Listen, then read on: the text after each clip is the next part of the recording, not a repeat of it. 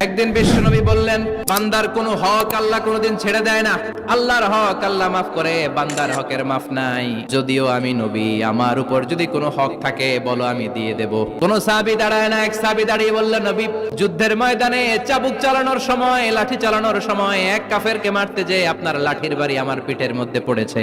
আপনি যেহেতু এই কেসাসটা আদায় করতে চান, আপনার পিঠে আমি লাঠির বাড়ি মেরে এটারে শোধবোধ করে দিতে চাই। সাইয়েদনা ওমরে ফারুক হাতের জামা এরকম পড়তে শুরু করছে, আয় এদিকে আয়, তোরে শোধবোধ করাই। বিশ্বনবী বললেন, ওমর রাখো, এটা বান্দার হক, মিটাতে দাও। বিশ্বনবী বললেন, আসো, তুমি এসে আমার পিঠে লাঠি দিয়ে চাবুক দিয়ে বাড়ি মারো।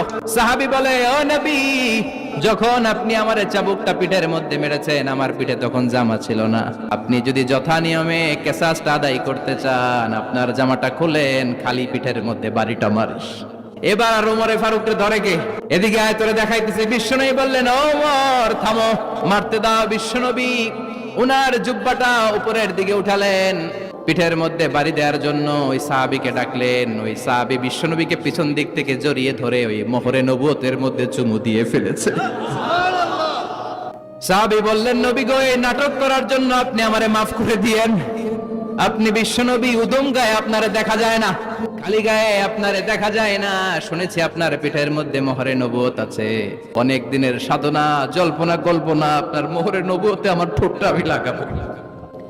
আপনার মোহরে নবুয়তের মধ্যে আমার ঠোঁটটা লাগিয়ে আমার ঠোঁটটারে আমি জাহান্নাম থেকে পরিত্রাণ করাবো। এজন্য প্ল্যান প্রোগ্রাম করে এতক্ষণ আপনার জামাটা খুলতে বলেছি। আপনার উপরে আমার কোনো হক নাই। আমার আব্বা মা, আমার সম্পদ, আমার জীবন আপনার জন্য কোরবান গো নবী।